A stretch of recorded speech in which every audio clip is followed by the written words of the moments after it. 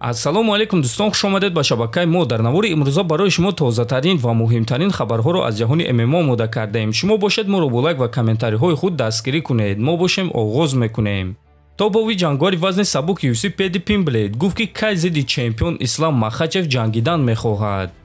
баъди муҳориба бо Майкл Чендлер ман метавонам ки бо ягон ҷангвар аз топ 5 муҳориба гузаронам, масалан бо Чарлз Оливейра, Ҷастин Гейҷ ё ин ки Дастин Порие, чунки ман ба Ислам Махачев визв дода наметавонам вақте ки ҳафтум рақами рейтингум. барои ҳамин ман бо ягон ҷангвар аз топ 5 дар Абу-Даби ҷангидан мехоҳам ва баъд соли 2026 зидди Ислам Махачев муҳориба мегузаронам, гуфтааст Пимблейд. хотиррасон мекунем ки Пэди Пимблейдро аллакай рӯзи 12 апрел дар турнири UFC 314 муҳориба зидди Майкл Чендлер интизор аст. айни замон Пимблейд дар рейтинги вазни сабук дар ҷои 12 қарор дорад, Чендлер бошад дар ҷои 7 ва агар ки Пэди Чендлерро шикаст дода тавонад, пас дар рейтинг ҷои ӯро ишғол карда 7 рақами рейтинг мешавад. диққат, 20% скидка дар ҳама дороҳои ширкати шифофармо то охири моҳи Рамазон ва ҳамчунин ҳиҷомаи тамоман бе пул. чӣ гуна ки медонед, мо тӯли чанд сол аст ки бо ширкати шифофармо ҳамкорӣ мекунем ва ба боварии комил ин ширкатро ба шумо тавсия медиҳем. дар ин ширкат шумо ҳама намуд дороҳои гиёҳӣ, духиҳои арабӣ, соатҳои мусалмонӣ,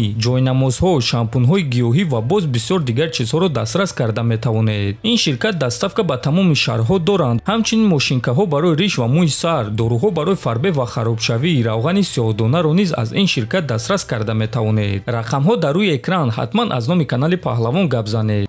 роҳбари UFC Дана Вайт оиди муҳорибаи навбатӣ Илия Топурия фикрҳои худро баён кард. биёед суханҳои Вайтро гӯш мекунем. мо ҳоло ҳам дар болои нақшаи худ оиди Илия Топурия кор карда истодаем ва мо бояд ки оиди ояндаи ӯ эълон кунем. ба мо якчанд ҳафта вақт диҳед ва мо маълумоти аниқ оиди Топурияро ба шумоён мерасонем. ҳозир ман танҳо гуфта метавонам ки бале, ӯ камарбанди вазни ним сабукро озод кард ва ба вазни сабук баромад. боқимондаашро шумо баъди якчанд ҳафта мефаҳмед, гуфтааст Вайт. ва дӯстон, баъди ин суханҳои Дана Вайт бисёриҳо ба хулосае омаданд ки UFC муҳорибаи Билол Муҳаммад зидди Ҷек Дела Маддаленаро интизор мешаванд ва агар ки Маддалена пирӯз шавад, пас Махачев ба вазни нимёна барои дуюм камарбанд баромада бо Маддалена меҷангад. лекин агар ки Билол Муҳаммад ғолиб шавад, пас UFC метавонанд ки муҳорибаи Махачев зидди Топурияро ташкил кунанд. ин танҳо фикру хулосаи баъзе мутахассисон аст дӯстон. ногуфта намонад ки муҳориба байни Билол Муҳаммад ва Ҷек Дела Маддалена рӯзи 11 май дар турнири UFC 315 ба нақша гирифта шудааст.